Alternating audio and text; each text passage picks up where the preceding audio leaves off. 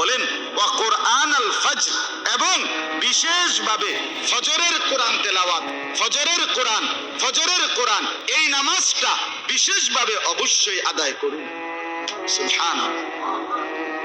ইন্না কুরআনাল ফজরি কানা মাশহুদা, আল্লাহ বলে নিশ্চয়ই ফজরের কোরআনে, ফজরের নামাজে সারা পৃথিবীর সমস্ত ফেরেশতা প্রতিদিন সন্ধ্যায় আল্লাহর ফেরেশতা একদল জমিনে আসে, গোটা দুনিয়া পাহারা দেয়। ফজরের ওয়াক্তে এরা আসমানে ফিরে যায়, আর ফজরের ওয়াক্তে আরেক দল সারা দিন ডিউটি করার জন্য গোটা পৃথিবীতে আসমান থেকে নেমে আসে।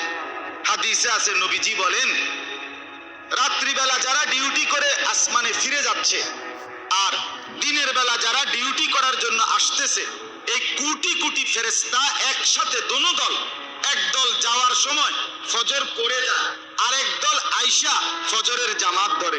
এই জন্য নবী আল্লাহ বলে ফজরের ওয়াক্ত আমার কোটি কোটি ফেরেশতাদের উপস্থিতির সময়।